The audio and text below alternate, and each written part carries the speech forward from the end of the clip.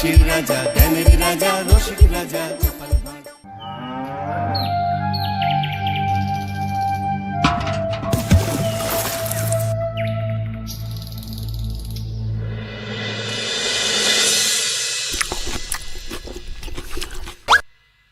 কি জল নেই? জল শেষ হয়ে গেল নাকি? এই জানো তো, গ্রামের সব জলাশয়ের জলস্তর না নেমে গেছে, পুকুরও শুকিয়ে গেছে, কুয়োতে জল অনেক নিচে চলে গেছে। কি যে হবে কে জানে। এই বছর তো বৃষ্টি হয়েছে কম, তার উপর মানুষজন জল ব্যবহারের চেয়ে নষ্ট করে বেশি। দেখি মহারাজকে বলতে হবে।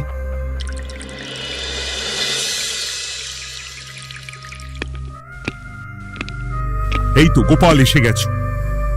শুনেছো, রাজ্যে সকল জলাশয়ে। শুধু শুনিনি, চাক্ষুষ দেখেছি, আর এর কারণ ও তার সমাধানও ভেবে এসেছি মহারাজ। তুমি কি বলতে চাইছো সেটা বলো না খোলসা করে। মহারাজ, আসন্ন দিনে জলাভাব মেটানোর একটাই উপায়, তা হলো প্রজাদের উপর কর চাপানো।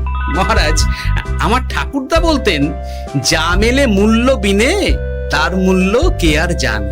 আমরা যেহেতু জলের মতো এত মূল্যবান সম্পদ বিনামূল্যে পাচ্ছি, তাই একে গুরুত্ব দিতে শিখিনি। সবাই মিলে দেদার জলের অপচয় করছে। আমি এই অপচয়ের বিরুদ্ধে কর বসানোর পরামর্শ দিচ্ছি মহারাজ। জলের জন্য দেবে দাম, ছুটে যাবে কাল ঘাম। হ্যাঁ, যখনই জলের জন্য কর দিতে হবে, তখনই জলের অপচয় বন্ধ হবে। এতে লাভটা কি হবে গোপাল? মানুষ কম জলে কাজ করা শিখে যাবে, ফলে আগামী দিনে যদি জল সম্পদ কমেও যায়, এই কৃষ্ণনগরের প্রজারা আগে থেকেই তার জন্য প্রস্তুত হয়ে যাবেন। কিন্তু আমি আমার প্রজাদের কাছ থেকে জলের দাম নেব গোপাল? না মহারাজ, কর বাবদ যে অর্থ উপার্জন হবে, তার সাথে আপনার দান মিলিয়ে রাজ্যের মধ্যে একটা বিরাট কৃত্রিম জলাধার বানানো হবে। বাহ বাহ বাহ! যেখানে বৃষ্টির জল সংরক্ষণ করা যাবে মহারাজ। এতে সারা বছর ধরে আর কোনো জলের অভাব থাকবে না মহারাজ। গোপালের প্রস্তাব বড় ভালো লেগেছে। আগামী দিনে ইতিহাসে এই কর্মযজ্ঞের কথা লেখা থাকবে বলেই আমার বিশ্বাস। আর তাই আমি গোপালকে এই মুহূর্তে 50টি স্বর্ণমোহর উপহার দেব বলে ঘোষণা করছি। সাধু সাধু সাধু।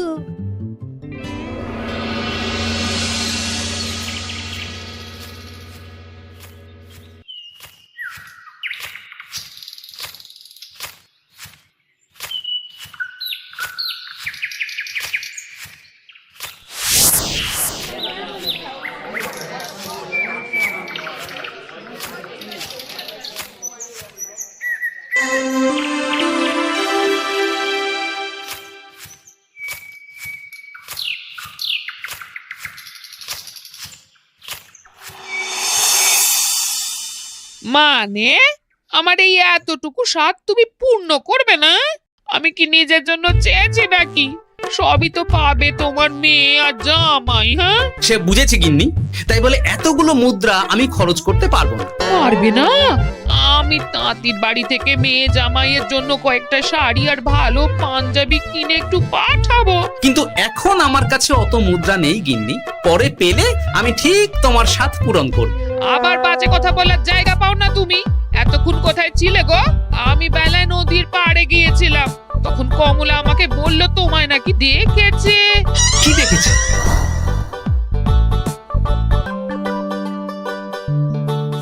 কোথায় গেল? এত বড় মুদ্রা থলে কি হাওয়াতে উবে গেল নাকি? এই রে, এ তো মহা ঝামেলা। কখন কে যে গিন্নিকে খবর দিচ্ছে সেটা টেরও পাইনি। বলি মুখে কুলু পাটলে যে বড়, বলি রাজা মশাইয়ের কাছ থেকে যে এত রোজগার করো, সেই মুদ্রা যায় কোথায়? আহ, কানের মাথা খেও না তো। আমি কি তোমার কোনো কিছুর অভাব রেখেছি? বলো একবার। খাওয়া পড়া কোনো কিছুর তো কোনো খামতি নেই তোমার। মানছি রাখোনি, কিন্তু তাই বলে আমিও তোমার স্ত্রী, তোমার গিন্নি গো, গিন্নি, তাই না? আমার তো জানার অধিকার আছে নাকি যে তোমার উপার্জনের অর্থ করি সব কোথায় যাচ্ছে? জানবে জানবে, সব জানবে। এখন কিছু খেতে দাও দেখি, পেটে ছুঁচোয় ডন বৈঠক মারছে। না, এরপর থেকে আর মহারাজের কাছে উপহার পেলে ওইভাবে খোলা হাটের মধ্যে দিয়ে আসা যাওয়া করা যাবে না।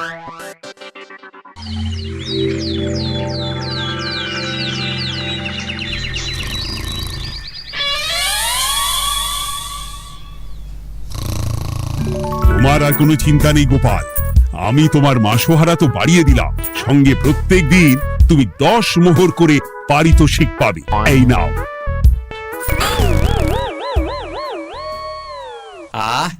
এই ভোরবেলায় একটা জব্বর স্বপ্ন দেখা গেল বটে। এই স্বপ্ন খুলে গেলে আর কোনো চিন্তা নেই। গিন্নি, ও গিন্নি, বলি গেলে কোথায়? গিন্নি, সারা নেই? ও গিন্নি, রাগ করলে নাকি গো? আরে এসো এসো, এমন একটা স্বপ্ন দেখেছি না যে তোমার আর কোনো চিন্তা থাকবে না গিন্নি। মোহর আর মুদ্রা একেবারে ঝরে পড়বে গো।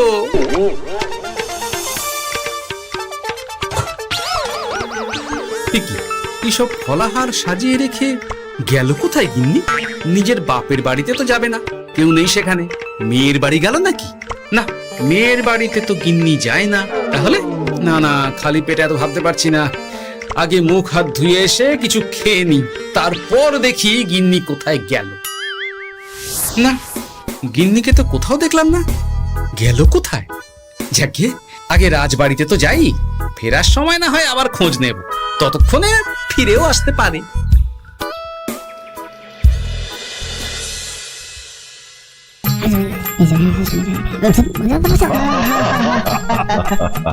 বাহ বাহ বাহ, একেই বোধহয় বলে সঙ্গগুণ। অনেকদিন এত হাসি নিয়ে। যা বলেছেন মহারাজ। হাসি চোটে পেটে ধরছে খিল। কর্তার গিন্নিতে দেখছি রয়েছে অনেক বেল। গিন্নি, তুমি এখানে কি করছো? একই গোপাল, তুমি রাজসভায় এলে যে বড়। তুমি নাকি রাজসভার কাজ থেকে অবসর নিতে চেয়েছো? হ্যাঁ, এই কথা কে বললো মহারাজ? এই তো উনি বললেন। বলি আমি আবার কি করব? তুমি আমায় একটা কাজ দিলে আর সেটা আমি করব না বলো? আমি তোমায় কাজ দিলাম? কি কাজ? বাবা গোপাল, তুমি কি আকাশ থেকে পড়লে নাকি? তুমি তো তোমার গিন্নিকে বলে পাঠিয়েছো যে তুমি আর রাজসভার কাজে যোগ দিতে চাও না। তোমার নাকি আর কাজে মতি নেই, তুমি বিশ্রাম চাও। এই রে, গিন্নি দেখি ভয়ঙ্কর চাল দিয়েছে। আমার নামে রাজসভায় এসে এইসব বলেছে। তাই কথা ঠিকই গোপাল, যে তোমার অবসর গ্রহণের কথা শুনে আমি বিশেষ মনমরা হয়ে পড়েছিলাম। কিন্তু তোমার গিন্নি যেভাবে রাজসভায় হাসি মজা হুল্লোড় পরিবেশন করছে, তাতে আমার মনে হচ্ছে এ সাপে বর হয়েছে। এই বেলা যদি গোপালকে কায়দা করে রাজসভা থেকে তাড়ানো যায়, তাহলে আমার পথ থেকে বিরাট বড় একটা কাঁটা উপড়ে ফেলা যাবে। গোপাল গিন্নি সবার মধ্যে বিলিয়েছেন হাসি, তার জন্য রাজামশাই হয়েছেন ভারী খুশি। হ্যাঁ গোপাল, তাই আমি ঠিক করেছি তোমার স্থানে আমি তোমার গিন্নিকেই বহাল করব। হ্যাঁ, তোমার সঙ্গে ঘর সংসার করে ওর বুদ্ধি বেশ খোলতাই হয়েছে, সেটা বোঝাই যাচ্ছে।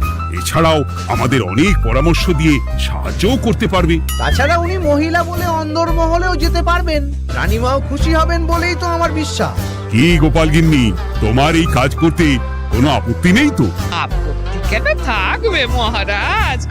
আমি ধন্য আপনি আমায় এত বড় সম্মান দিচ্ছেন বলে। তুমি আমার কত বড় সর্বনাশ করলে গিন্নি। তুমি কিনা শেষে আমার চাকরিটাই খেলে। এটা গোপালের জন্য বড় ভালো হলো, তাই না? কোনো কাজ করতে হবে না, কিন্তু রোজগার আগের মতোই থাকবে। অবসর আর উপার্জন একসাথে। না হে গোপাল, তুমি আর এখানে কাঁচু মাচু মুখে দাঁড়িয়ে না থেকে নিজের বিশ্রামে ব্যাঘাত ঘটিও না। আমাকে সবার কাজ শুরু করতে দাও। যথা আজ্ঞা মহারাজ।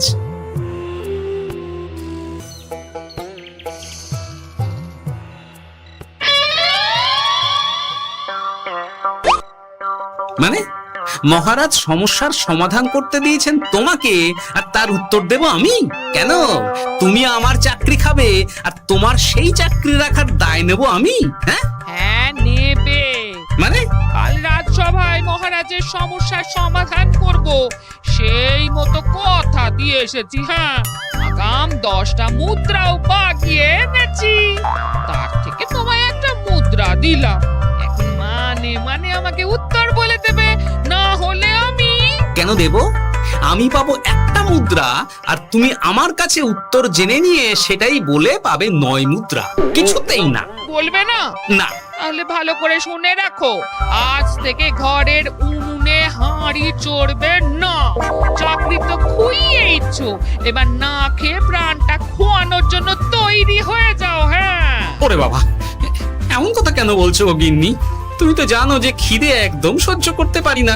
এখন যদি তুমি এইসব বলো তাহলে আমার রক্ষে নেই গো। বেশ, তাহলে আমি যা জানতে চাইছি শ্বশুর শ্বশুর করে বলে ফেলো দেখি। এ আমি কি শাঁখের করাতে পড়লাম রে বাবা। ঠাকুর, এত দুর্ভোগ লেখা ছিল, ঘরে বাইরে সব জায়গায় এত হেনস্থা যে সহ্য করা যায় না ঠাকুর।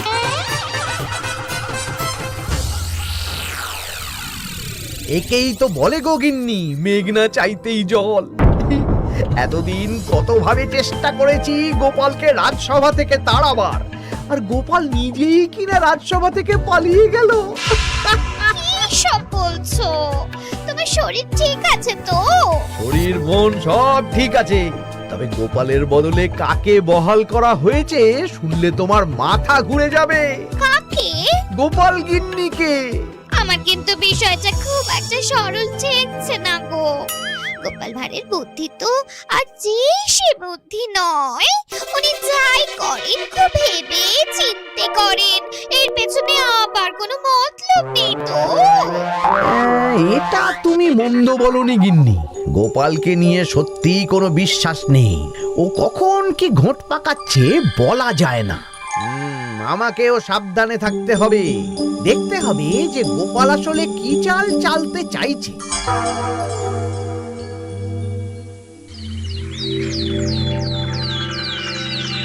হ্যাঁ গোপাল গিন্নি, এই একটাই প্রশ্ন আমায় সারা রাত ধরে জাগিয়ে রেখেছে। মানুষ মরে ভূত হয়, ভূত কি মরে? তাহলে ভূত মরলে কি হয়? মানে মহারাজ, এই প্রশ্নের উত্তর আমার আজকে দিতে ইচ্ছে করছে না। হ্যাঁ, আমি না হয় আপনাকে আগামীকাল এই প্রশ্নের উত্তর দেব, ঠিক আছে? হ্যাঁ, গাছ থেকে পড়ে গেলে জাপটে ধরে ডালকে। আজকের প্রশ্নের উত্তর উনি দেবেন কালকে। না হে গোপাল গিন্নি, তা হয় না। এই প্রশ্ন আমাকে সারা রাত বিচলিত করেছে। আবার যদি আজকেও এই প্রশ্নের উত্তর না পাই তাহলে তো আবার একটা নিদ্রাহীন রাত আমাকে কাটাতে হবে। মানে আমি বলছিলাম কি মহারাজ, গোপাল গিন্নি তো সদ্য এই কাজে বহাল হয়েছে, তাই তাকে তো একটু সময় দেওয়া দরকার নাকি? কিন্তু প্রশ্নের উত্তর না পেলে যদি মহারাজের শরীর খারাপ হয় তার দায় কে নেবে মন্ত্রী মশাই? এই রে, এখন আমি কি করব?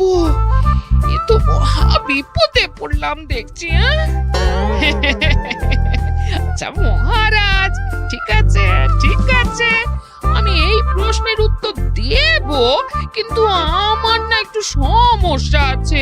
খোলা হাওয়াতে গিয়ে না দাঁড়ালে আমার ঠিক মাথা খোলে না, তাই বলছিলাম।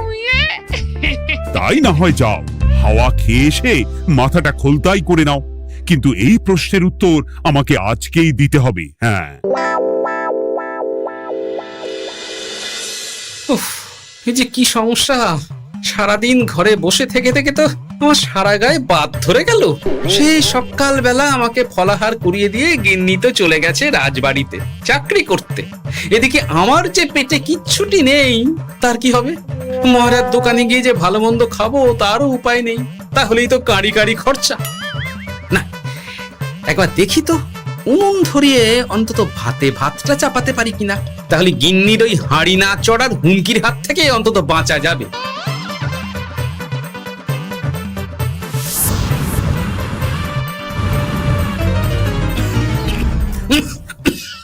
ও বাবা গো, ও বাবা, এত কেসে কেসে সোজা শেষ যাত্রা হয়ে যাবে আমার।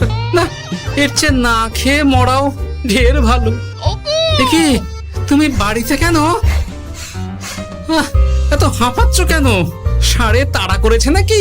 আরে না গো, মানুষ মরে ভূত হয়, ভূত কি মরে? তাহলে ভূত মরলে কি হয়? খোলা হাওয়াতে গিয়ে না দাঁড়ালে আমার ঠিক মাথা খোলে না।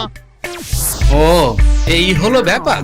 বেশ, এর উত্তর তোমায় আমি বলে দিচ্ছি।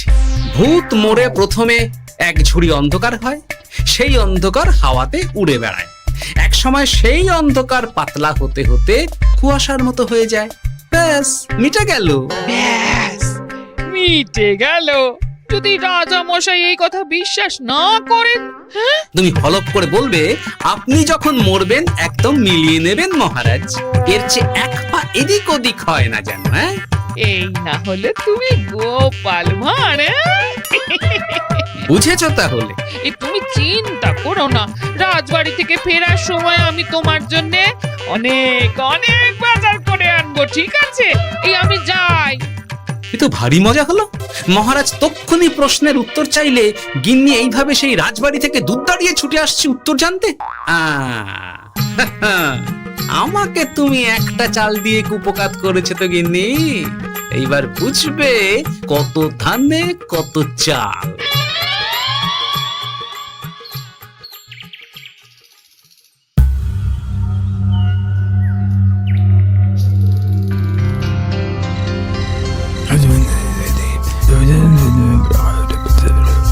বুঝেছিস তো তোর কাজটা? খুব বুঝেছি গোপাল দাদা।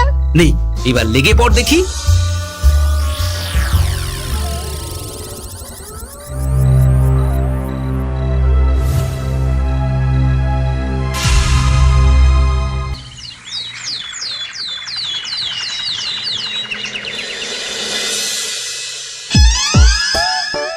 তাহলে আর বলছি কি তোমাদের, সকালবেলায় উঠে দেখি মুখের এই হাল।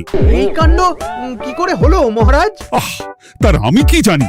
আমি সকালে উঠে আয়নায় নিজেকে এই অবস্থায় দেখে খুব চিন্তায় রয়েছি।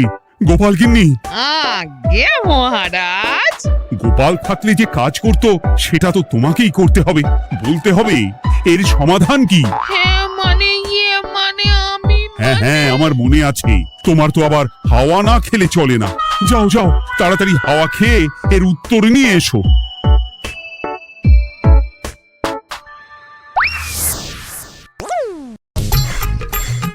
এই জন্য তুমি এত দূর ছুটে এলে গিন্নি? মহারাজকে বলবে যে তিনি যেন আজ রাতে চাদরটা মুখে ভালো করে মুড়িয়ে ঘুম, তাহলেই মিটে যাবে। এই রং চলে যাবে আর নতুন করে কিছু হবেও না। ও মা, বলি এত সোজা সমাধান, হ্যাঁ? তা নয় তো কি?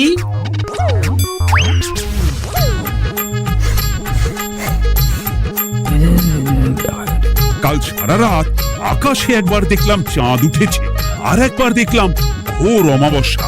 এর কারণ কি? একই রাতে দুই তিথি হয় কি করে?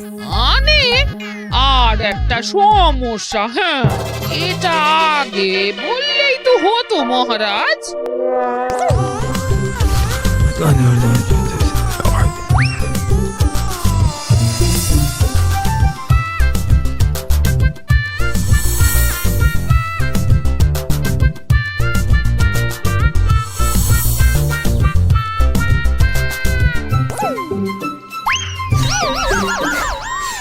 কি তুমি হাওয়া খেতে গিয়ে এইভাবে খাবি খাচ্ছ কেন গোপাল গিন্নি? এর কারণ আমি জানি মহারাজ। সে কি কাণ্ড, তুমি কি করে জানলে? গোপাল গিন্নি মোটেও হাওয়া খেতে যায়নি মহারাজ, সে গেছিল নিজের বাড়িতে গোপালের কাছে আপনার বলা প্রশ্নের উত্তর জেনে আসতে। মানে গোপাল গিন্নি তার মানে আমাকে ঠকিয়েছে? তা জানি না মহারাজ, তবে আমার মনে হয় এর পেছনে গোপালের কোনো গভীর ষড়যন্ত্র আছে, না হলে সে এমনটা করবে কেন? আর এক রাতেই আপনার সাথে এতগুলো অদ্ভুত ঘটনা পর পর ঘটবে কেন? বটে, এক্ষুনি গোপালকে ডেকে আনো।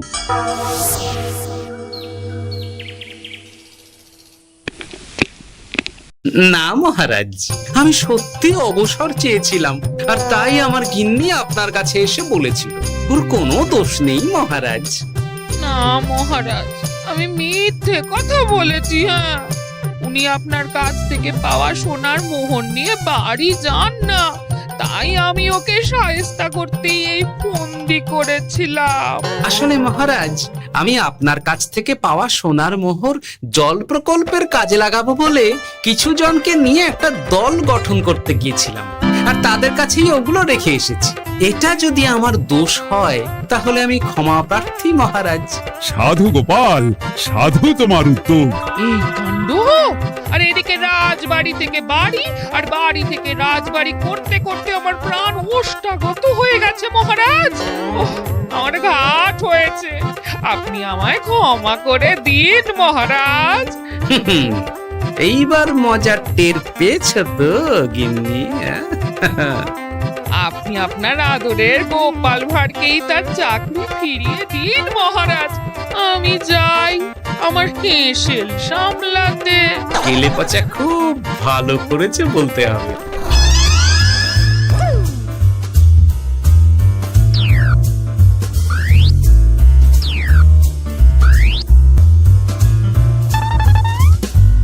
তবে মহারাজ, অমাবস্যা পূর্ণিমা সব আমার বুদ্ধিতেই কেলেপচা করেছিল। আপনার ওই মুখের রং, ওটি একটি বিশেষ রং যার আয়ু একদিন, তাই ওটা এমনিই মিলিয়ে গেছে। হ্যাঁ, সেই বরং ভালো। তুমি তোমার গিন্নিকে নিস্তার দাও গোপাল। তাছাড়া আমিও আমার গোপালকে ছেড়ে আর থাকতে পারছি না। যথা আজ্ঞা মহারাজ। আমারও যে আর এই অবসর ভালো লাগছে না মহারাজ। গোপাল ছাড়া রাজসভা যে লাগে ফাঁকা ফাঁকা, তাই তো আবার চাকরিতে তাকে বহাল রাখা।